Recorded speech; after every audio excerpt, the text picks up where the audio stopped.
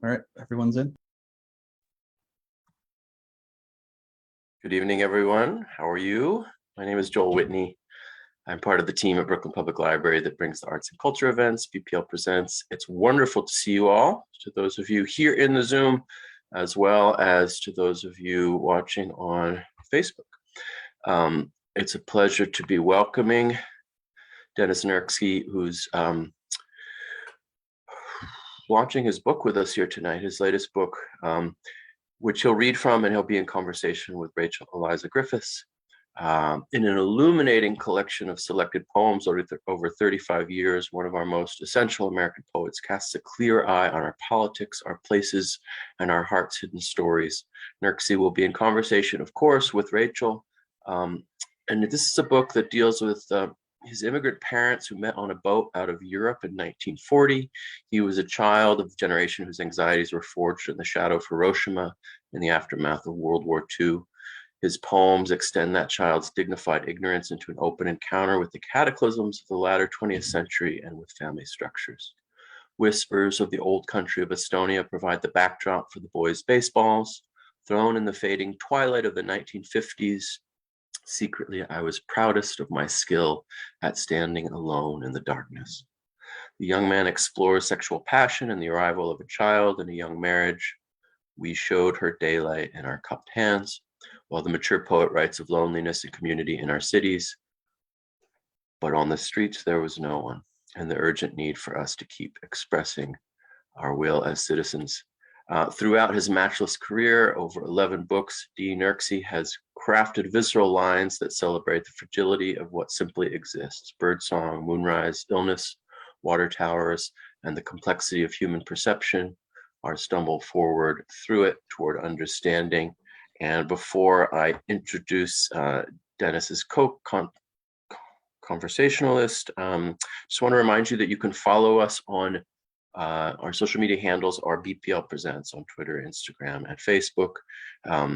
If you want to refer to this video later, it will be on our Facebook page for BPL Presents. And please look at the bklynlibrary.org/BPL Presents for our web calendar for what's coming up. And before we jump in, we also have N. Scott Momaday coming to read next week in our Indigenous Poets Voices series.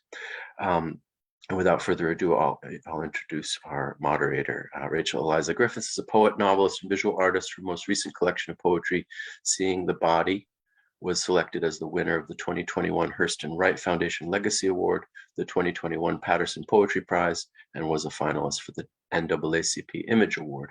Griffiths is the recipient of fellowships including Cave Canem, Robert Rauschenberg Foundation, and YADA. Her visual and literary work has appeared widely, including in The New Yorker, The New York Times, The Paris Review, Guernica, Los Angeles Review of Books, Best American Poetry, and many others. Her debut novel, Promise, is forthcoming from Random House in 2023.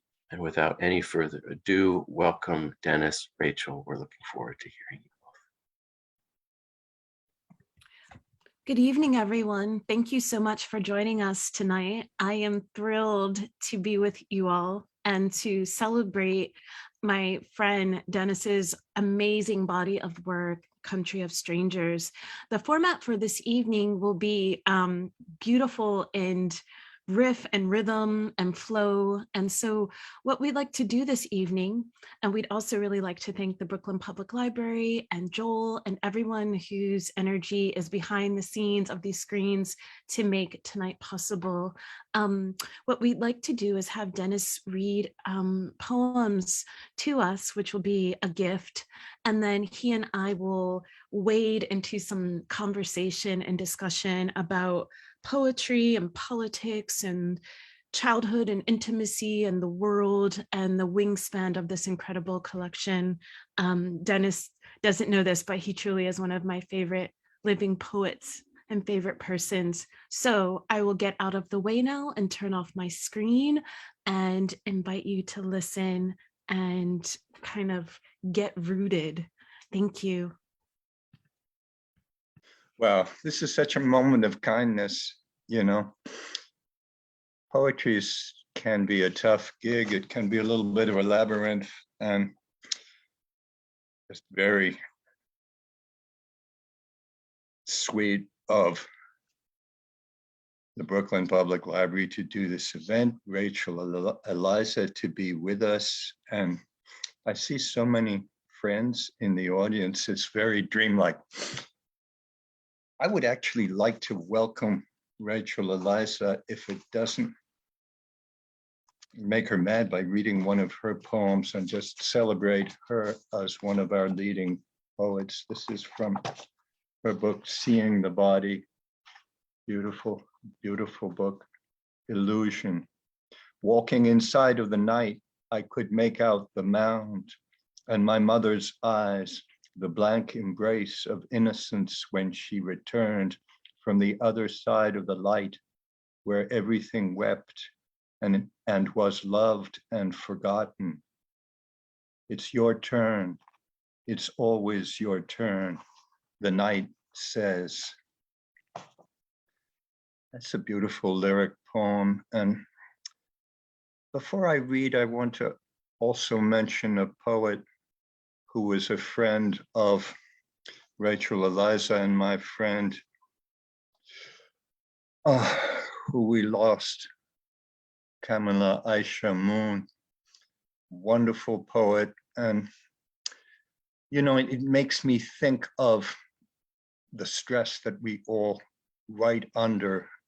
You know, maybe this event, certainly Rachel Eliza's work, is inscribed in a moment of crisis in our culture. And that was a moment of deep crisis that Kamala Aisha Moon lived to the fullest. She was a poet who really spoke for the disadvantaged. And, you know, I just have a very deep memory of Rachel Eliza and Aisha and myself eating falafel and talking about poetry. It was an evening where three poets were talking about poetry and not about their careers and not about their networks. With that, and with thanks to Brooklyn Public Library and thanks to my editor, Deb Garrison, whose idea this book was, I'm going to read you a few poems. This is a poem from the George Floyd moment in our culture. Order to disperse. Tonight, my children are facing live ammunition. One holds a rock, one brought a Bible, one hides a phone. The fires of the provocateurs burn so brightly. The police put duct tape over their badges. The soldiers are hooded. They wear no insignia. Last night they had rubber bullets, tonight hollow point. In the smoke, you see the outlines of a bank, a cathedral, absent as the profiles of presidents on coins. A voice advances, a voice retreats, someone aims. Have you ever died in a dream? What happened then? Tell me what happened. There is only one life. How long will I hold mine like water in cupped hands? That's a poem from the George Floyd moment when it seemed like our culture was changing, and at the moment it feels heartbreaking that it feels that moment was lost. But I wrote that for my students, and I had students who were facing gunfire from the police. You know, it was a moment when the Trump administration was sending unmarked cars out with militia. People didn't know who they worked for, and they were taking people away.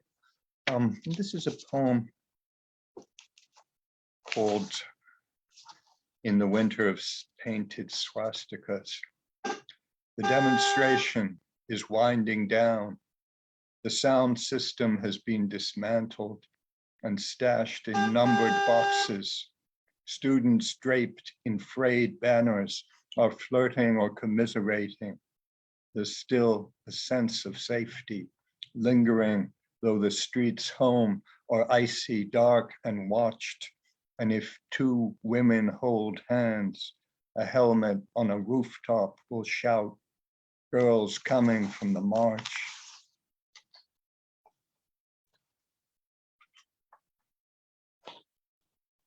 This is a poem about the Emperor Caligula,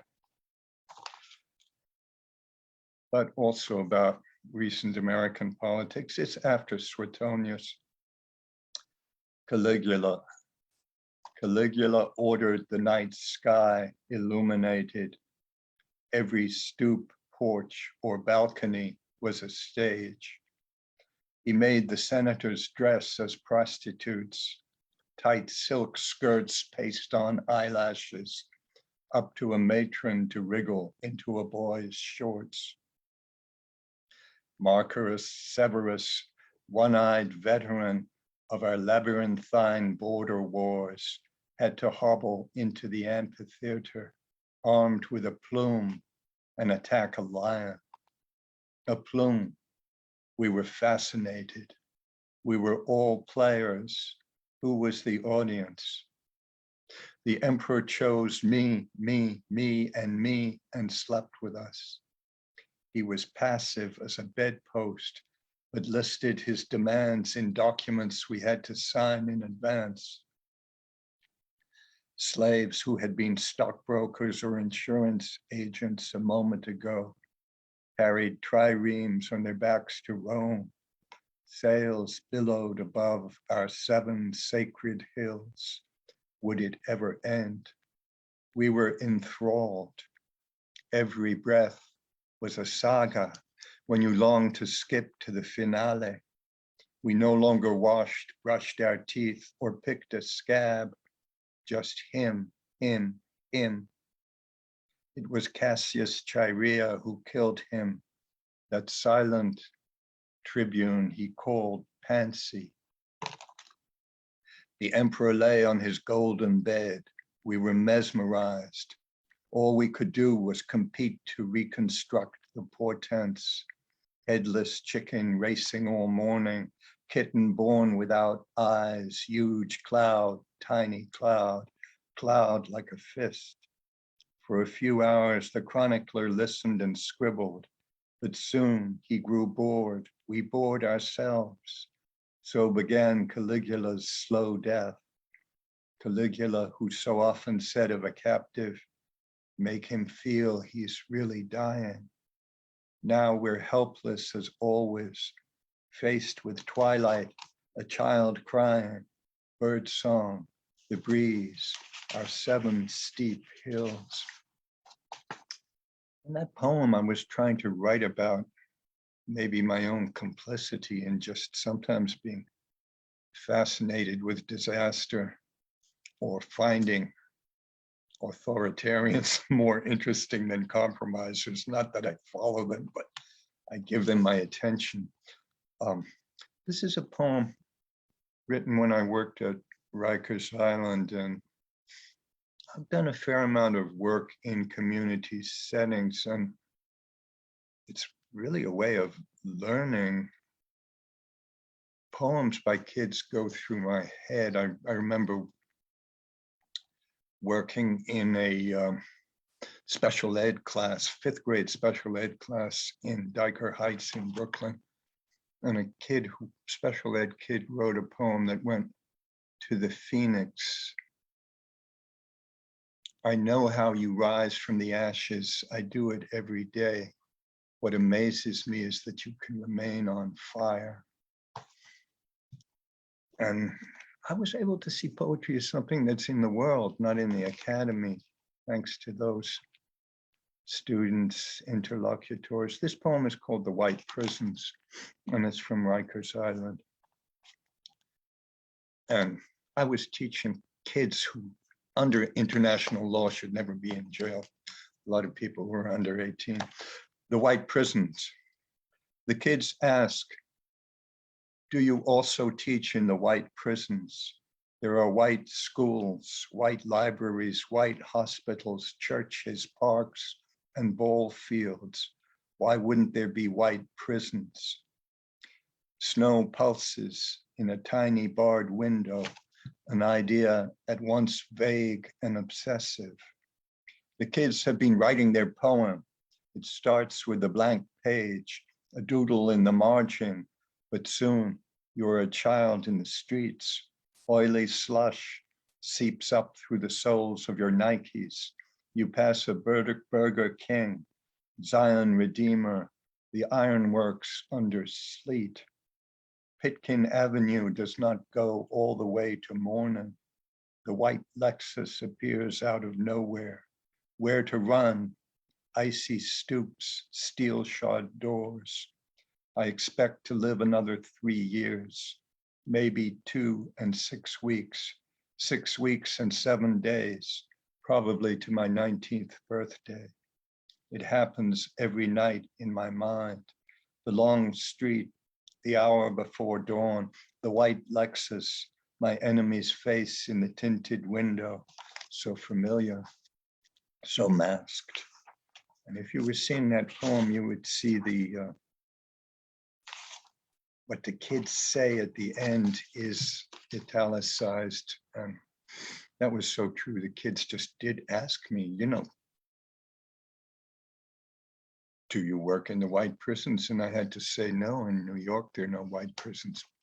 You'd have to go to Vermont for white prisons. I think I'll conclude this section with a love poem. This is called The Body. Small animal, perhaps an otter, darted under our wheels. My wife was driving, no time to swerve. I sensed no impact. She braked. I scrutinized the tarmac for blood. Nothing, not a scrap of fur, though the road seemed to hum, alert as skin to the touch. Reek of pepper and must, pent-up hush of late summer.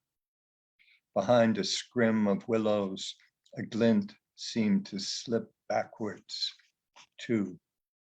Before we were born, we found ways not to exist, happily, playfully, thriving on no fish, a billion years before the universe exploded. No one missed us. We didn't miss ourselves. There was no absence. 3, leery of ticks, we part ash leaves, and here's Gihon River, an ant clinging stoically to a frayed petal, a bee flying gamely underwater. 4, evening, we won't come back to this angle of scorched tar, logged forest choked with brush, Canada hunched behind a bluff. A farmhouse lights as we watch, porch then kitchen, like a toy.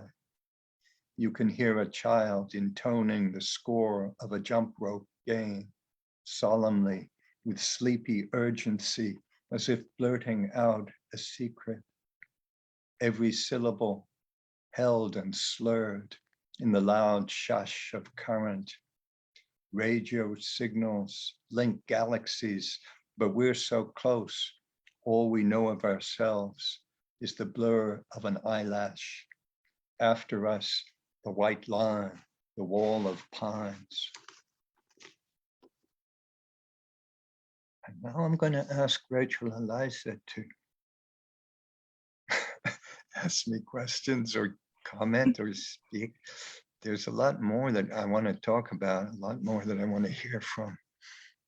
There's so many places for us to begin. Dennis, that was incredible. It really is always for me a gift to hear you read and just, this organic way that all of us who are gathered inside these screens and rooms, arrive at poems. And one, I want to thank you for bringing our dear sister Camila Aisha Moon into the room. I know there are several individuals in here who loved and love her as much as we, and I hope that everyone will take time in their day to maybe find a poem of hers and to let it really sit inside them. I remember the night when we read at Cornelia Street Cafe, which no longer exists, and other moments.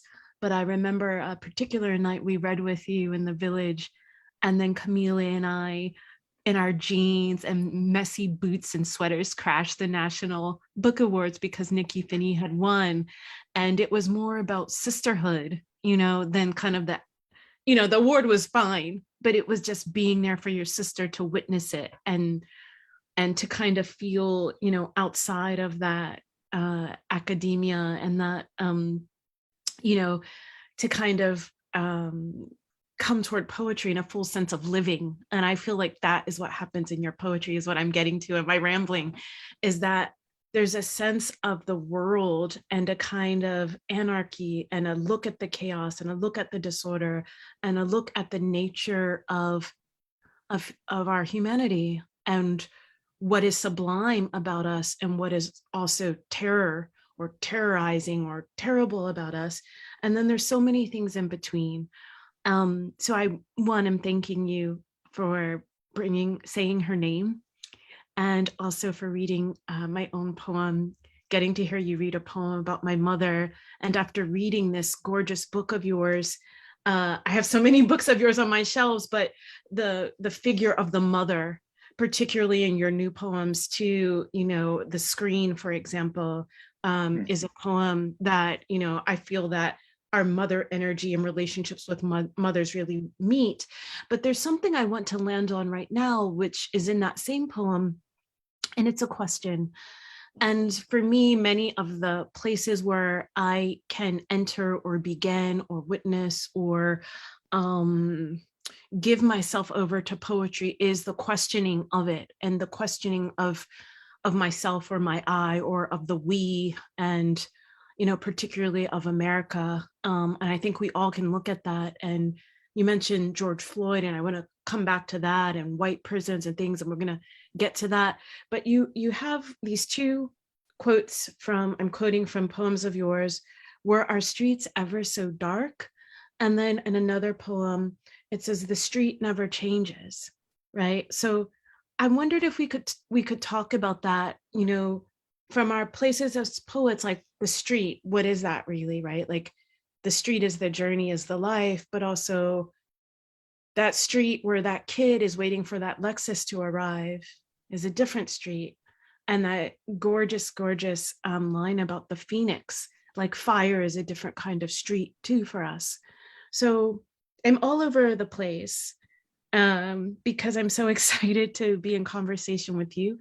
And I just thought, what do you think about this kind of, the street's ever so dark, and the moment in that poem, the street never changes. And then also I was thinking too, and then I'm going to be quiet because I want to hear you speak a little.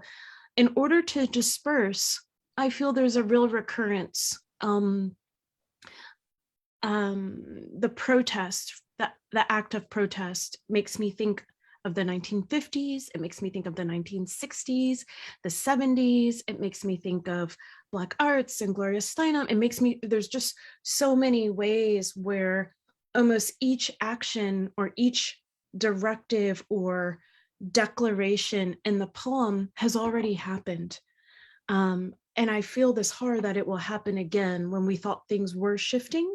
And I wondered, we're in different generations, and yet I feel there's a through line, a vein or a street that we're all standing on, right? And the barricades or the barriers with this kind of bombing of these politics and war. Now we're at war after a pandemic. What do you think of all these things, Dennis? Or some of these things, or one of these things?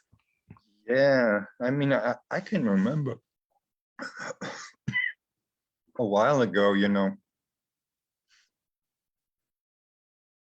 I think it was probably before it may have been one of the Gulf Wars, but, there were women marching on the Pentagon, marching against war. And a journalist said, "Well, what do you hope to achieve?" And they kind of said, "We're marching to march. We're going to be marching our whole lives. We know that, and we're marching, and we're trying to make the march as enjoyable and as real as possible, but we're just going to have to march. And, that their answer may be as much of an answer as I can give to your question, because I think their answer really, they had absorbed the idea that we tend to be in this agonizing loop, Mhm. Yeah. we were hearing Bob Moses on the radio, and Mm. he was being interviewed, and that was the George Floyd moment. And they were asking him, do you think this is a flashpoint in race relations in the US? And he said, well, we have this caste system in education, we have this caste system in finance, we have this caste system in the military. And the questioner said, but that wasn't my question. Are we at a flashpoint? And I think what he was saying is that, this isn't a sound point. These are such structural problems that we have to deal with. And Mhm. some of them we have dealt with, most of them we haven't. And it is amazing in some ways to me that history doesn't move forward. I grew up in a family that, was social democratic, and they kind of believed in trade unions. They believed that more people would vote. They believed in public education. So that Mm. they Mm. believed that people would become progressively more empowered and bargain more. And I haven't seen that in my life. I've seen a certain amount of tragedy. I've seen politics that could have been written by Euripides Mm. or, Shakespeare on a tragic day. Mm. So I'm left with the women marching for the sake of marching.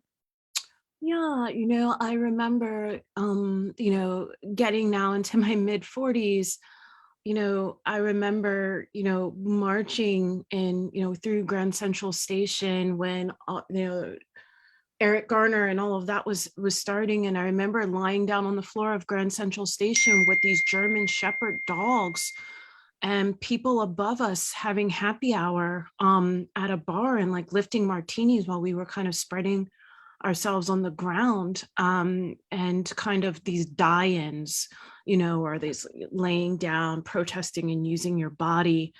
And I guess I want to try to push it back toward poetry, right, going forward, or the poetry in the body, which you really write about so gorgeously. I think there's a poem where you speak about the body and wanting to be a voice and eyes again. And I wonder, as I'm aging and being very happy to do so, but also feeling suddenly this lineage of being like more and more, living in Midtown Manhattan and it feeling like a war zone of helicopters and the bodega being lit on fire and watching police chase protesters and people going down Lexington. And sometimes I could get myself and my body out into the street, and then other times I just couldn't anymore. And I just thought, is this a game, or is this like some kind of dream that you have over and over, and what action will intervene? Is it language? Is it narrative? Is it to say that I was there, or there were people there and this is what they did? I mean, you've got some poems like The Detentions, and this kind of talk of, these kind of small deaths in us and in our kind of hour to hour lives or in our relationships. But then there's this way in your poems that I find so remarkable of like, there's a siphoning that happens and it gets so distilled, and yet there's this real sense of we. I'm just, you mentioned, going into the prisons and being there and being present. And it made me think of Camila, because she also taught at Rikers for many years. And it was harrowing for her. And I think, for her or myself, or, this idea of white prisons, but, engaging this idea of prison, but taking it out of the infrastructure of actual prisons, and, thinking like, what's going on with poetry these days? Like, what are our prisons as poets? do you think about this at all? Or I feel like when we were talking about, like, when you're talking about time and people marching and things, how does poetry march now? Can it march now, or is it a click or a Zoom or a screen? What's the advantage or not? How are you feeling about that? Well,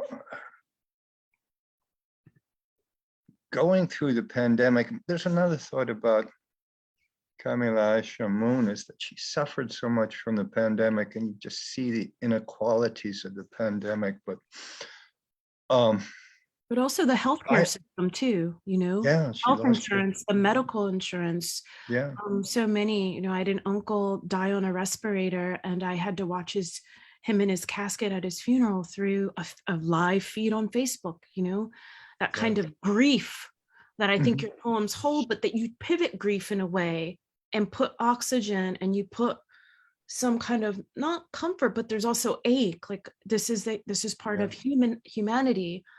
Anyway, I interrupted you because I was really connecting to what you were saying. I'm sorry, will you please continue? No, I mean, I have a deep belief in poetry. I think that something has to allow us not to just consume these terrible things that happened as spectacles, and I think poetry is Mhm. an anti-spectacle. I mean, it's a anti-spectacle just as an art form. It's a piece of paper in an envelope. It's not a movie camera and a cast of thousands. It's accessible to anybody, and it Mm. comes out of the words of daily speech. So I do see it as a decoding. I think that's also a reason that I think that poetry has to be autonomous. I mean, I'm not a person who believes that. I believe we live political lives. I don't believe that poetry has to be anything. I believe that poetry should be autonomous because we just don't know ourselves as a species. Mm. We've had the same brains for 30,000 years, and all we've come up with is aging white males who have the ability to destroy every sparrow and butterfly in the universe. And that's the best we've done as a social organization. And I think we need something like poetry that's just sort of a mirror of the psyche. The eye of the poem is nobody. It's not you or me, but it's human. And maybe it allows, at least I learn about human beings from poetry more than from Facebook or Politico, and Mm. I learned from the weakness of poetry, that, Wow. Mm-hmm. that, I mean, I think that when we strengthen our convictions, we end up intoxicated by our convictions. And Mm. poetry is almost like, a broken mirror that just shows us these little pieces that we can put together. But Mm. I don't mean to be getting carried away here, but No, it does surprise me that I'm not talking about my own poetry, but all poetry. It surprises me that I believe in it so much Mm. at my age and in the situation that we're living. What sustains that belief for What? you? What sustains that belief for you? I think it's the poetry of other people, reading Yeah. No, reading Ilya Kaminsky's Dancing in Odessa when there's a war in Mm. Ukraine, reading.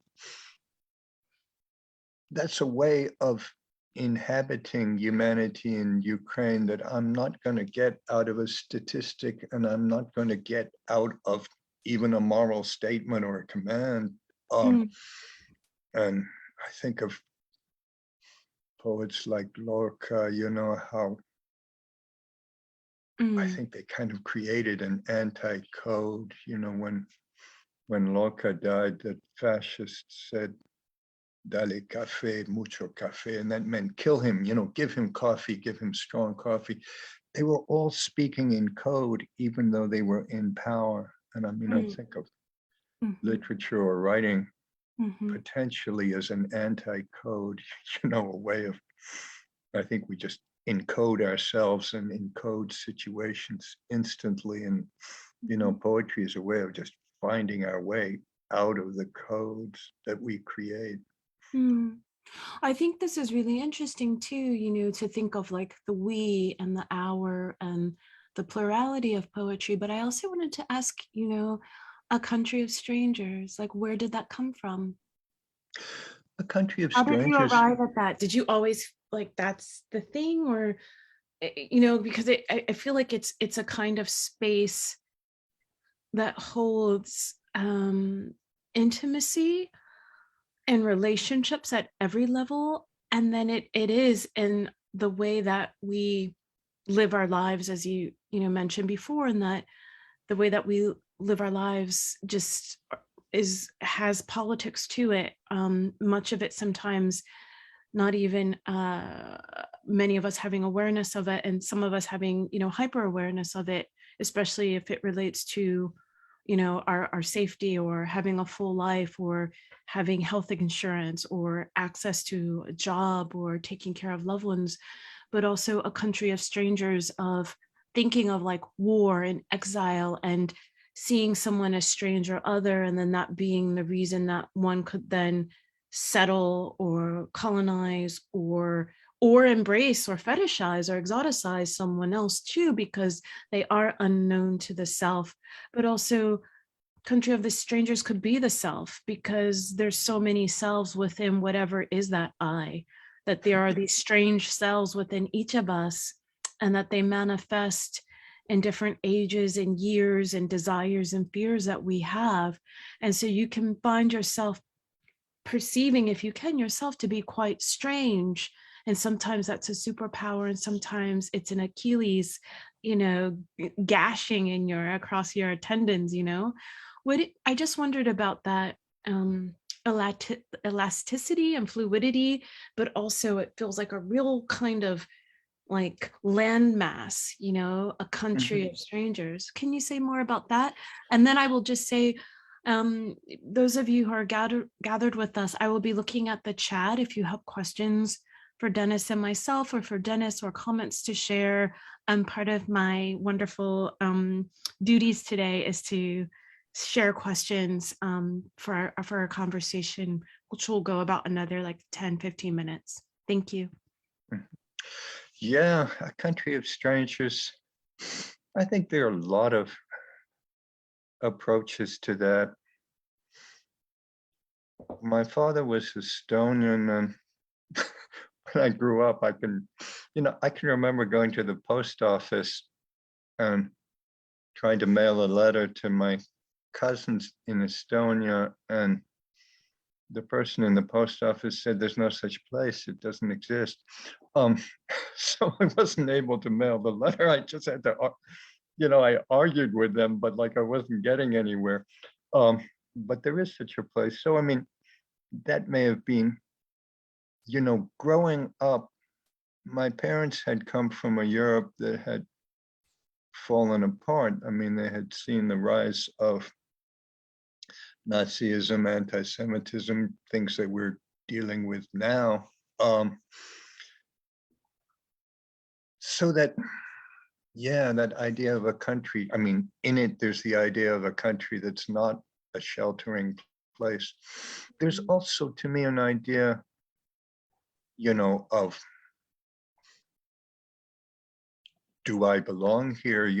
When I was a kid, my father said to me, he said, we Estonians came here on the backs of the African Americans, the Latinos, the Chinese. He was very aware that the Chinese had built the railroads, and of course, the indigenous peoples. And then I think it was something that kind of breaks my heart. A little kid writing a poem when I was teaching in an inner city school. He was maybe a fourth grader, and she wrote a haiku that went, "Houses on my block are as pretty as can be, yet we are strangers." I just love that, and that was her idea of like we're all together, we're all born, we're all going to die, and yet it doesn't bond us, and the world is very beautiful and it doesn't bond us, and I think that's in the title too. Well, I mean, what you were saying, makes me think a little bit, when we've been corresponding and preparing for this evening, when I think of my own background in, a country of strangers and think of, my parents were both police officers in the 1970s in Washington, D.C., and that's how they met. And it's a very freighted and charged dynamic to have African-American police officer parents and be in the world in different ways that I have been very deliberate about, and recognizing the complexity and complications of that kind of thing. But also, I recently was on the road a week and a half ago, doing this image design for this libretto that Tracy K. Smith is doing about the Gullah community in South Carolina. And I remember, being down there and standing at this river, the Combahee River, where Harriet Tubman led the Combahee River Raid, which she led in all Black infantry, and then was part of a mission that freed in upwards of 750 enslaved peoples. And the day that I'm there, putting my feet literally in the river and standing there, and it's not developed, so it looks very similar to how it might have looked in the 1800s, and feeling that history, and then getting in the car to drive north and passing on the side of the road a place called Selma, where a Trump rally was happening and Trump was going to be arriving, and these huge, great Confederate flags with American flags and billboards to get ammo and guns and to protect your children. I thought about the lineage of childhood, which appears so often in your poetry, and thinking of these kids who were going to this kind of Trump rally and being dressed in this supremacy, this ideology, in the same breath of me dressing myself in some way in the mantle of Tubman and what that meant, and that side, and then being in this country and that same flag. And so it's just really, looking at these things taking place and feeling like for some of us, like poetry, it can be this matter of living and dying, and how death arrives, looking at these statistical reports, as you said, of the Ukraine, but then when you read that story, that storytelling, and I find it in many of your poems that there are characters, there's a in one of your poems, there's a little girl in a grimy lace dress holding a box with a cricket inside, and these figures that stud and kind of make up this perception and this journey and this pastoral, but it's like world, it's of the world, it feels global to me. I'm not really sure I have a question actually, but I guess I'm just call and response with you. There is a question, there are two. So one of them says, Dennis, can you please share the process of going far away to another time and another place to Caligula? And there's a second question here, but would you like me to read it, or would you like to look at the first question first? Let's look at the first question.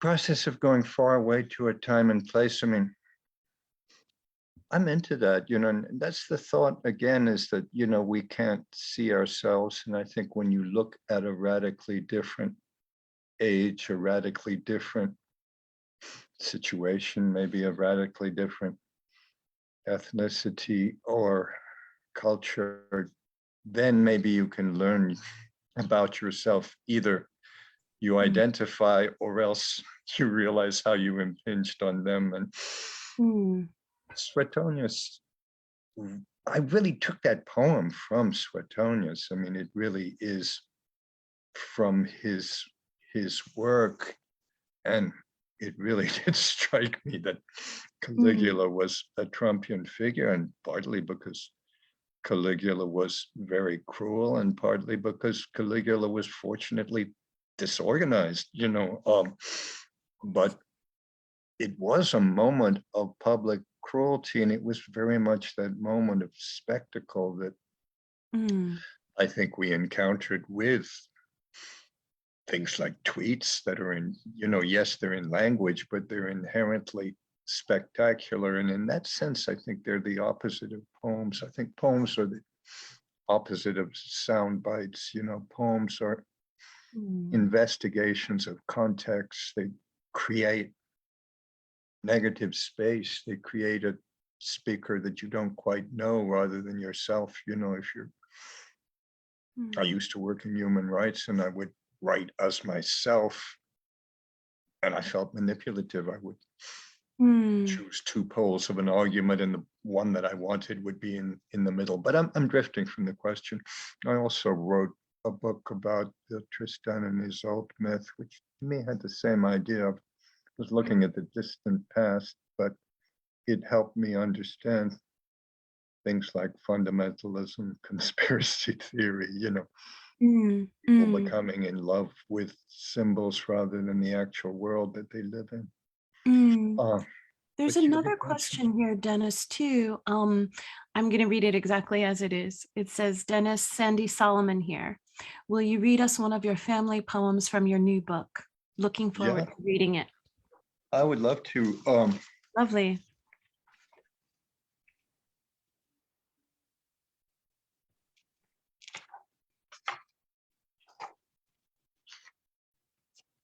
This is a poem about a child, and there are a lot of kids in these poems, but this is actually probably my daughter, but don't tell her.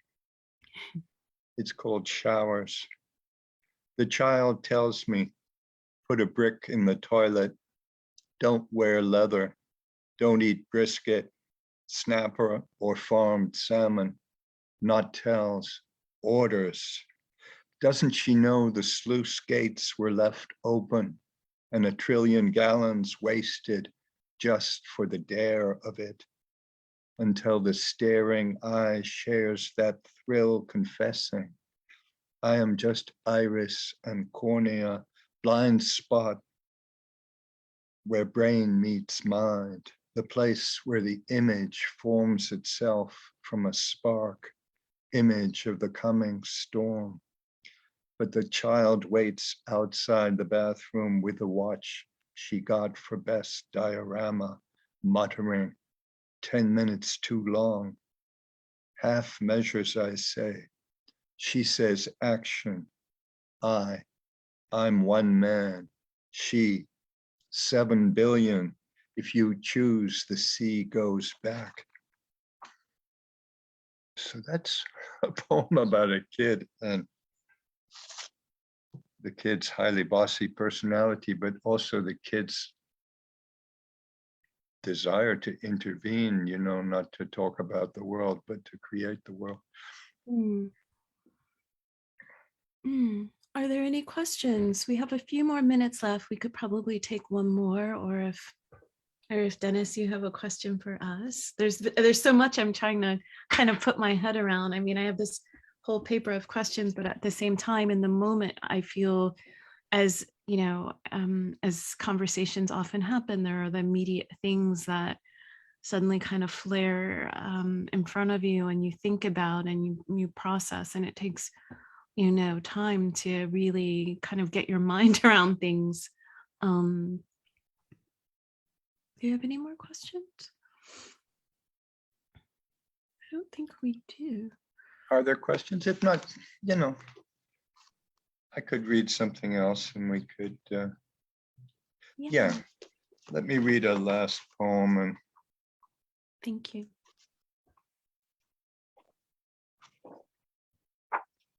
I'll read it.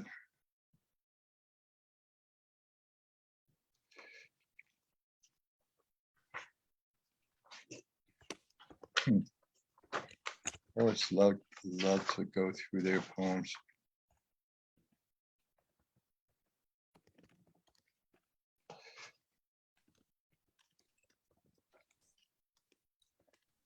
I'll read a poem that has a child in it and Brooklyn in it. Okay. A child in Brooklyn.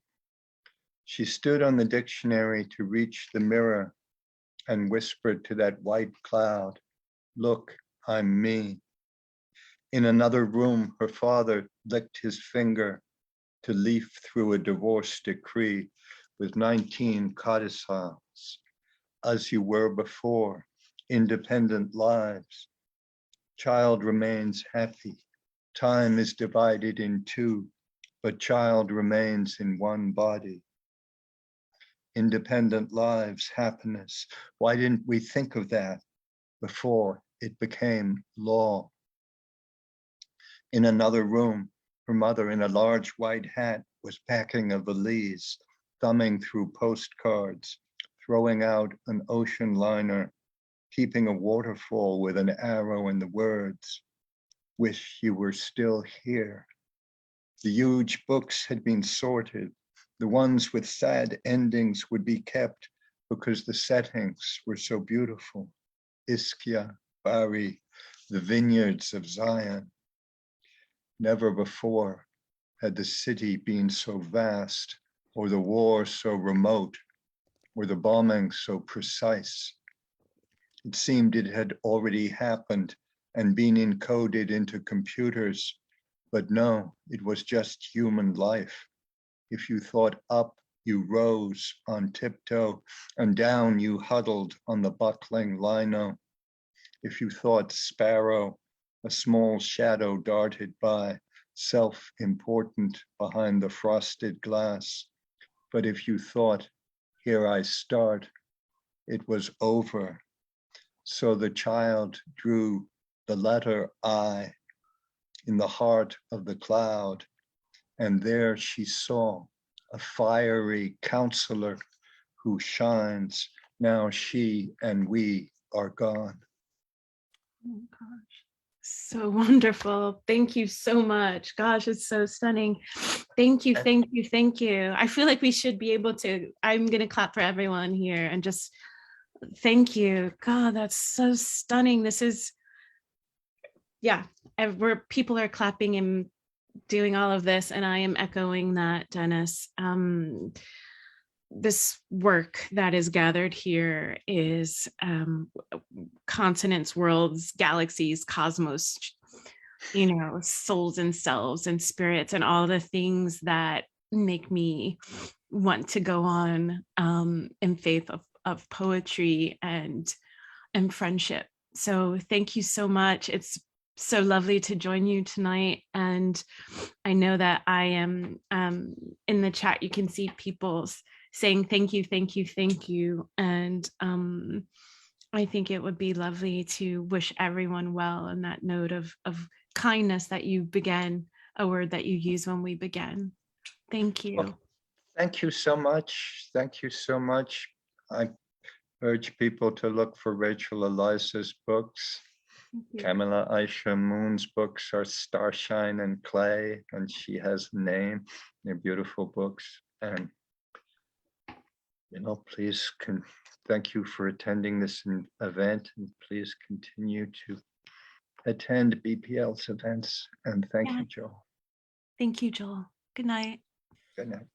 Thank you both. Thanks for the audience for being here. I couldn't have ended on a better word than kindness, which comes through not just in your poetry, Dennis, and in your invocation of that word, but it also in the two of you together bringing more kindness from each other.